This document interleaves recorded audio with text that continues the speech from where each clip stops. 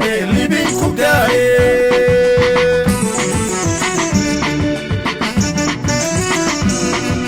وبني بدو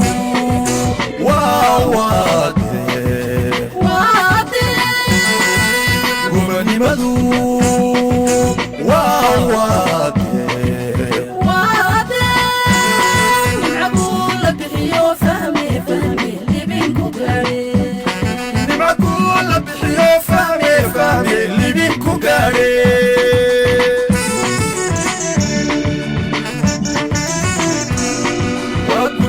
جيل الرمضان قريلو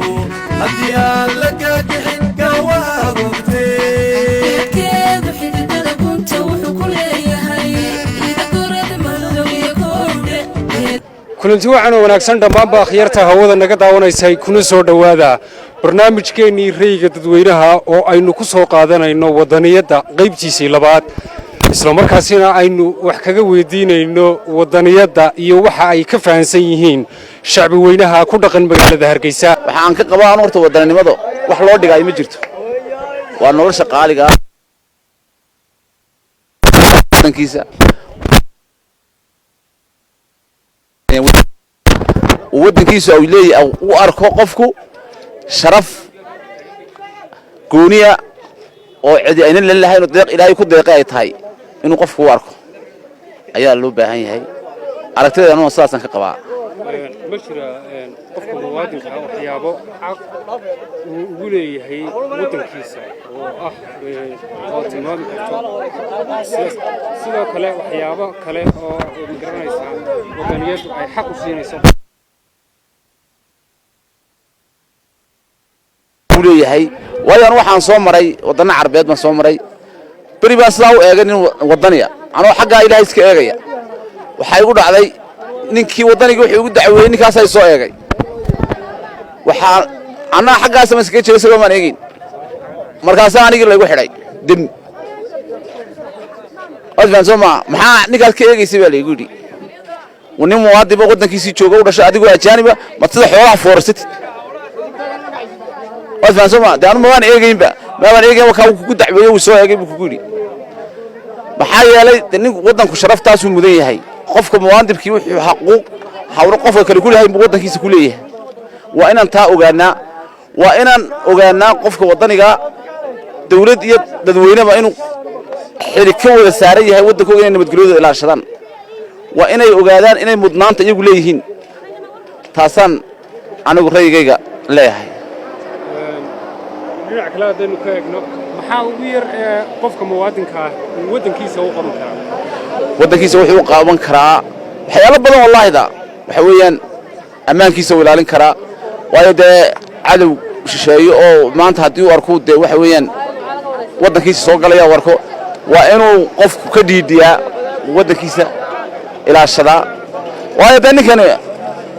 adiga waba cadowgaagi adiguna wadankii waa qofkii lagu soo duulay oo taasoo ma ka soo qaadba وأنا أدرس كذا رسالة waxa weeyaan wadankaaga qofkii horta waa inaad dictatori ka qabtaa wadankaaga ilaashada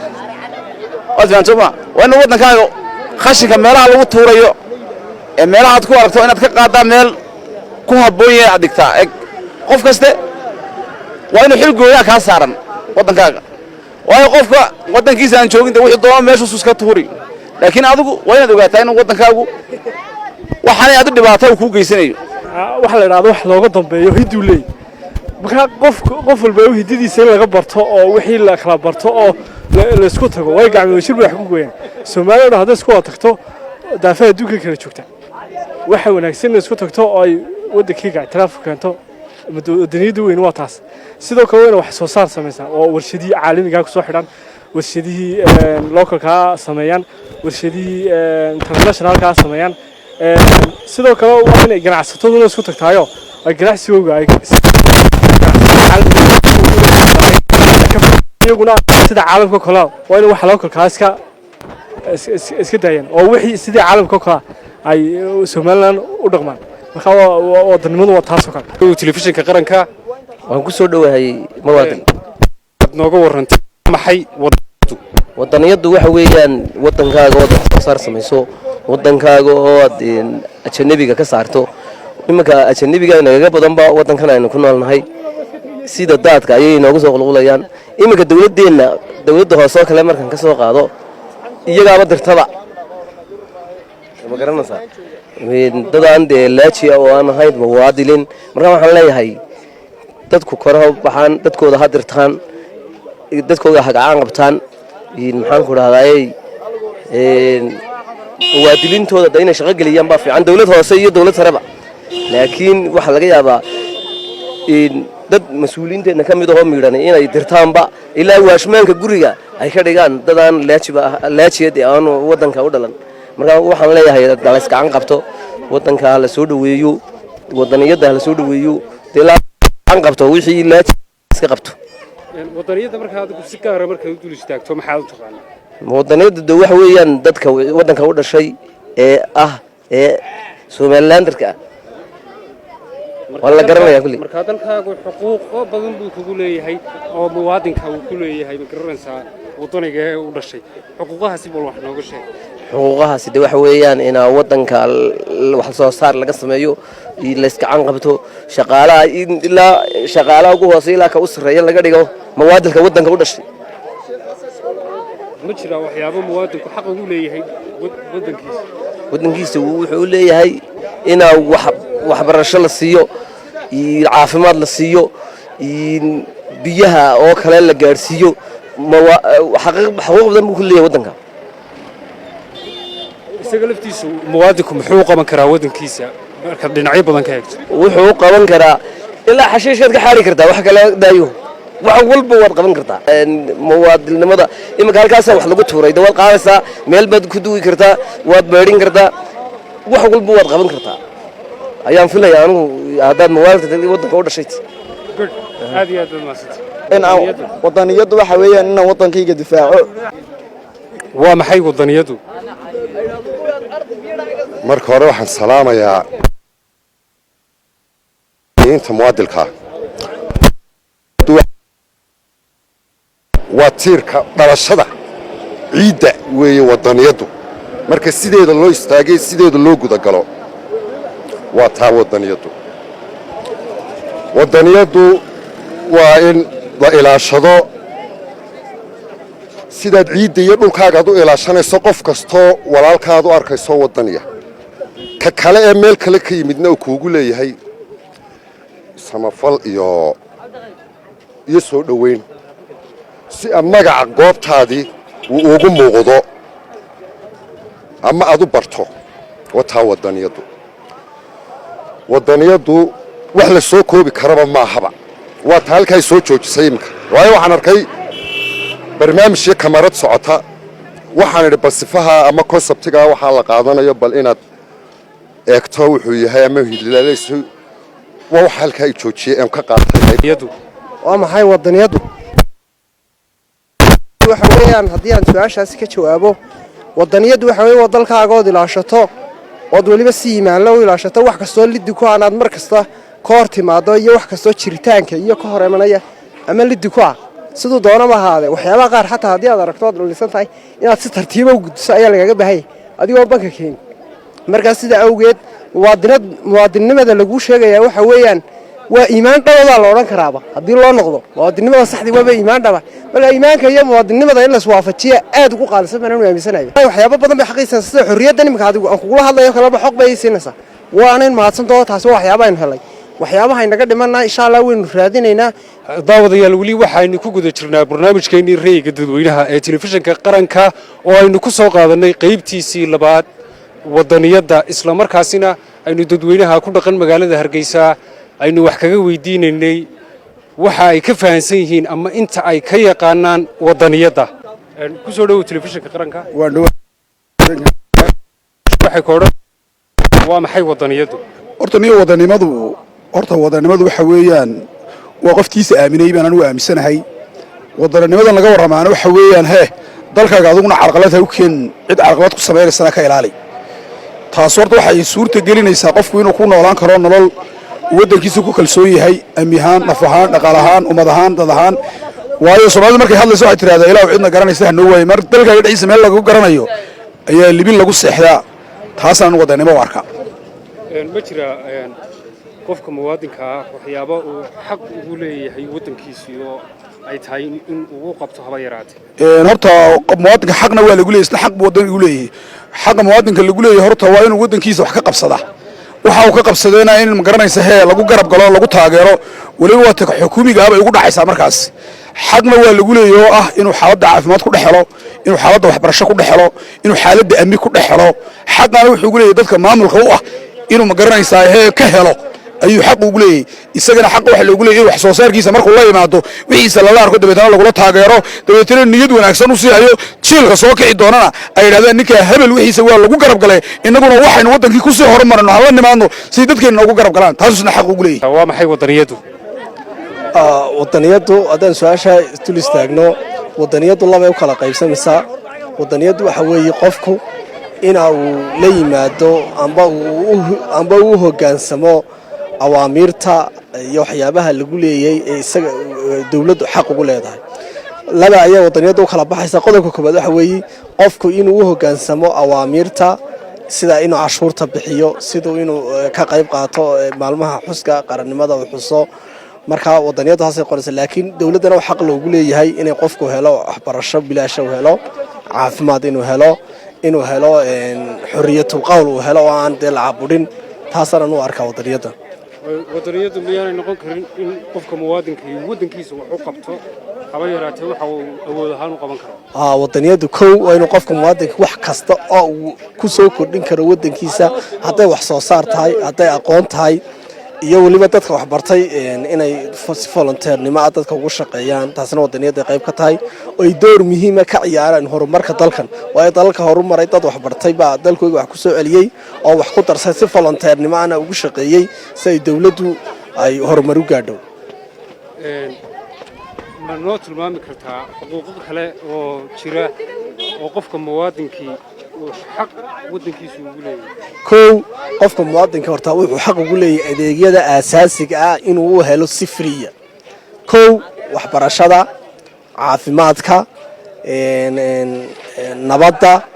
inuu waxyaabaha uu qofku u leeyahay qofka muwaadinka xaq u leeyahay waxyaaba iyaduna dawladdu ay xaq u leedahay baa jira sida cashuurta oo kale si dawladda maalmaha qaranka la xusayo oo kale ah tabantaabada qaranka ama in dadka la dhiirigeliyo oo kale ah in wadaniyada dadka la jeclaysiiyo oo kale ah waa maxay wadaniyadu magacaygu waa saciid maxamuud cabdilaahi oo ah kusimaha maamulaha dugsiga hoose dhexe sheekh cali ibraahim marka u horreysay ilaahay ayay mahadi u sugnaatay halkan iskugu keenay mar labaad waxaan u mahad celinayaa telefishinka qaranka oo maanta qayb waqtigiisii ka midana siiyey oo aan leeyahay barnaamijkan aada wadaan ee wadaniyadu waa barnaamij loo baahnaa in bulshada dhexdeeda wax la iska weydiiyo bulsho ahaan arday ahaan iyo qof ahaan iyo dad ahaanna aynu ka baranno wadaniyadda waxay tahay aynu baranno wadaniyadda waxaa la yidhahdaa waa lahaanshiyaha dhulka ama deegaan ama dad ay leeyihiin meel goob ayaa la odhan karaa wadaniyad lahaanshiyo qof ahaaneed wadan goob ama deegaan uu leeyahay ayaa la odhanayaa wadani ama wadaniyad ka iskuul ahaan annagu wadaniyadda ardayda laba siyaabood baanu u barnaa labadaas siyaabood waxa weeyaan si toosa iyo si aan toos ahaynba mararka qaar maalmaha qaar waxaanu siinaa xiisado dheeraada oo aanu ardayda wadaniyadda ku barayno iyo inay waddankan iyagu leeyihiin oy jeclaadaan oo lahaanshiyaha waxa la yidhaha ay iyagu waddankan gaar ahaan u leeyihiin shakhsiyan ay iyagu leeyihiin baanu barnaa annagoo u marti qaadanaa dadkii magaca iyo maamuuska ku lahaa bulshada dhexdeeda ee ka baxay dugsiyadan ama jaamacadaha dalka ka baxay annagoo u marti qaadanaa mar labaad qaabka labaad eenu ardayda wadaniyadda u barnaa waxa weeyaan si aan toos ahayn oo waxaan u barnaa oo maxaan ku dhahdaayey deegaanka dugsiga tusaale ahaan ayaanu taabsiinaa ama tusnaa inay iyaga laftoodu iskuulkan ay leeyihiin oo iskuulkan iyaga mooye cid kale aanay u maqnayn tusaale ahaan inay hagaajiyaan deegaankii oo tusaale waxaa noogu filan dhirta iminka kontonka geedaha halkaa ka beeran maamulka iyo ardayda oo iskaashanayaa beeray ardaydoo keliya kumaanaan hadlayn maamulkaoo keliya iyagu kumay hadlayn markaa si ay iyagu dee wadan u leeyihiin deegaan ahaan iskuul ahaan ay u leeyihiin baanu u barnay oo dee iskuulkii inay dhir ku beeraan waa qodob waxa kale oo u barnaa qashinka oo kale waxa jira dad xaadha maalmaha qaar dadka xaadha waan fasaxnaa waxaan ku dhahnaa idinku xaadha oo iskuulkiina nadiifiya oo haddaydan nadiifin iskuulka waxa weeyaan cid kale idin nadiifin maysa idinku iskuulkan idin kaale oo dee dal ahaan iyo dad ahaanba idin kaale deegaan ahaan iskuulkaba oo wadaniyada ayaanu hal qaabkaan u barnaa waxa kale oo u barnaa fasalada dhexdooda oo waxaanu nidhaahnaa fasalka dhexdiisu tusaalahaan iskuul wuxuu ka kooban yahay 24 fasal 24 fasal fasal waliba maalmaha qaar buu gaar u leeyahay nadaafada oo iyaga dhexdooda ku tartama oo maxaan ku dhahdaaye dee in iyagu gacantooda wax ku qabsan karaan oo buufsan karaan oo rinjiisan karaan oo cid kale waxba u qaban karaan iyagu ay qabsan karaan oo wadankooda wax u qaban karaan ayaanu ku barnaa iyo qiimaha uu leeyahay kulay wada jirku ayaanu ardayda tusnaa marka kulay saasaynu wadaniyada kulay dee ardayda labada siyaabood baan u barnaa labada sida tooska iyo sidaan tooska ahaynba ha maanta ay bishu tahay 10 waxa noo soo gabagaboobay imtixaankii teeramka labaad ee sanad dugsiyeedka 2024-2025 imtixaankaasi waxa uu noo soo socday muddo 14 maalmood ilaahay mahadiisi wanaagsan buu noogu soo gabagaboobay maadada Soomaaliga maanta nagu dambeysay haddaan nahay dugsiga hoose dhexe Sheekh Cali Ibrahim waxaan rajaynaynaa ardayda fasalka 8aad mooyaane ardayda intoodii kale waxay galeen fasaxii 2 bilood laha ama teeramka labaad marka waxaan leenahay insha Allah ilaahay fasax wanaagsan oo khayr qaba idinkoo nabada iyo anagoo nabada ka Sheekh Cali Ibrahim ahaan macallimiin ahaan waxaan leenahay fasax wanaagsan maamul ahaan waxaan leenahay ardayda iyo macallimiintaba fasax wanaagsan baan leenahay TV qarankana waan idinku mahad celinaynaa sida wanaagsan ee bulshada waxa fadhiya macallin Faysal Mawlid Ibrahim oo kamida macallimiinta dugsiga hoose dhexe ee Sheekh Cali Ibrahim wax ka dhiga macallinka waxaan wax ka weydiin doonaa inuu faahfaahin dheeraad ah inaga siiyo wadaniyada ahmiyada weyn ee ay nagu soo booqday dugsiga hoose dhexe Sheekh Cali Ibrahim aad baan uga mahad celinayaa kadib wadani ahaan haddii in yar aan wax ka sheego waxa weeye wadani ahaantu waa inuu qofku lixjalo u yeeshaa deegaanka iyo dadka iyo area-du joogo waa inuu lixjalo u yeeshaa oo lixjalo ka qabaa maalin baa waxa dhacday inan baa iga waramay Canada ayaan joognay buuri maalin maalmaha kamid ah ayaa waxa dhacday aniga oo laan kursal saaran oo wada socona ayaa inan naga mid oo gaariga saarani oo khalfada yar bacda yar ee beesalka tuuray deedna nin naga mid ayaa yidhi wuxuu war bacda tuurtay beesalkaasi maanta waa la nagu qaban doonaa oo maxaa ka jira inta yar waaba tuuray maxaa don't forget please iska iloowi buuri in yar kadib mootona daba socotay baa soo qaaday bacda yareed isbaaro nagu reesay baa loo dhiibay in yar kadib xaggan uu leexdaa nagu yidhi maxaa dhacay markaanu yidhi kiis maxaa la nagu haystaa wadanimadii baad meel kaga dhacdeen oo maxaa dhacay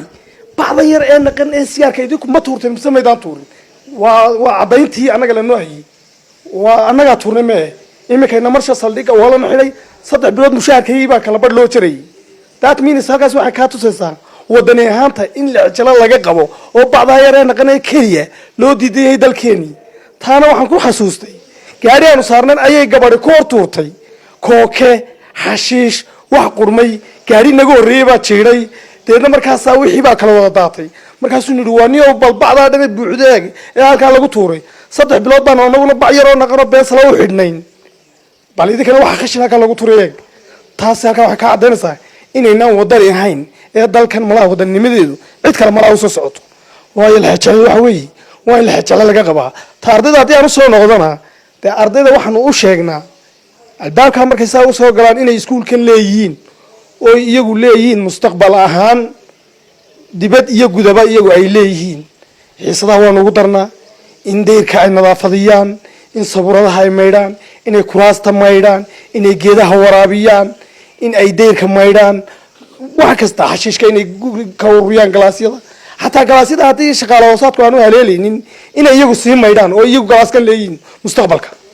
aad baan idiga mahad celinayaa asalaamu calaykum waraxmatullahi wabarakaatu daawadayaal halkaasi waxaynu ugu dhammaaday barnaamijkii rayga dadweynaha oo aynu qaybtiisii labaadna ku soo qaadanay wadaniyada isla markaasina aynu wax kaga weydiinaynay dadweynaha ku dhaqan magaalada Hargeysa waxa ay ka fahansan yihiin ama inta ay ka yaqaanaan wadaniyada barnaamijkan waxaa idiin soo diyaariyey isla markaasina idiin soo farsameeyey anigoo ah Mustafa Axmed Samakaab waxaa dhinaca kamarada duubay Cabdilaahi Axmed Aar inta aynu barnaamij lamida ku kulmi doono waxaan idinkaga tegayaa sidaas iyo assalaamu calaykum wa rahmatullaahi tacaala wa barakaatuh